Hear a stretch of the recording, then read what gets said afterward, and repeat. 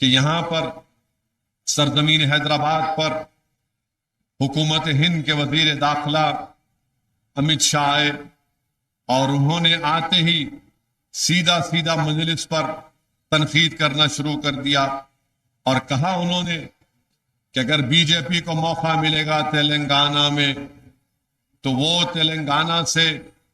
جو مسلم اقلیت کو 4% تحفظات مل رہے ہیں وہ اس کو ختم کر دیں گے، اور ساتھ ہی ساتھ امت شاہ نے یہ بھی کہا کہ بی جے پی کو موقع ملے گا تو تلنگانہ میں یونیفارم سول کوڈ کو نافذ کریں گے۔ یہ 4% تحفظات جو ملے ہیں اس میں مجلس اتحاد المسلمین کی بڑی کوششیں رہی، بڑی قربانیاں رہی، اور مجھے یاد آتا ہے کہ اس وقت مولانا عبدالرحیم قریشی صاحب کی قیادت میں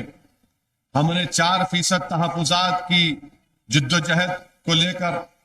پورے اس وقت کے آندھرا پردیش میں ہم نے ایک مہم چلائی تھی۔ روشیا چیف منسٹر تھے۔ یہ بی جے پی کی نفرت کی سیاست ہے۔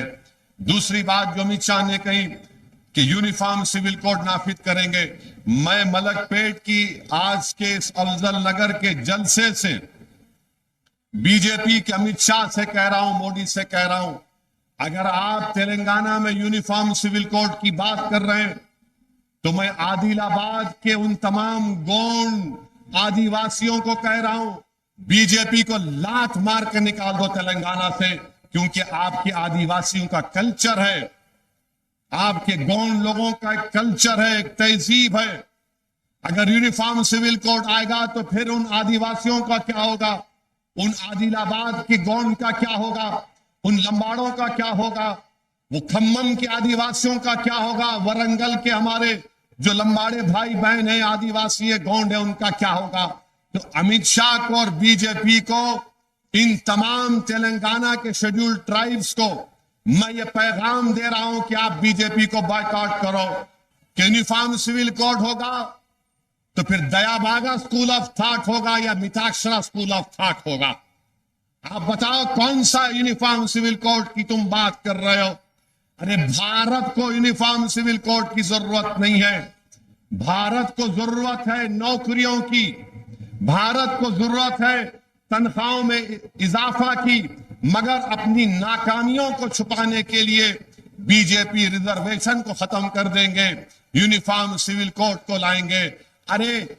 بھارت کے آئین میں جو ڈائریکٹو پرنسپلز ہیں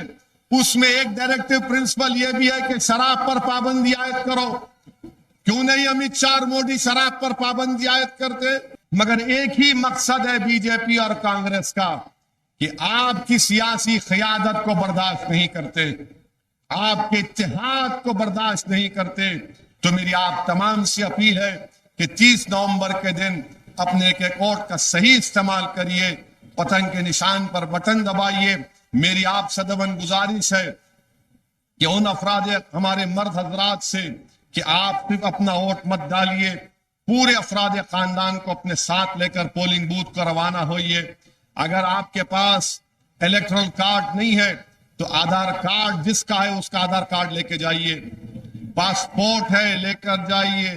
بینک کے پاس بک کے اوپر آپ کی فوٹو ہے، ایسے 8-9 دستاویزات اگر آپ کے پاس الیکٹرل کارڈ نہیں ہے تو لے کر جائیے، اپنے ووٹ کا استعمال کریے۔ یاد رکھیے ہماری کامیابی شاندار ہونی چاہیے انشاءاللہ تعالی۔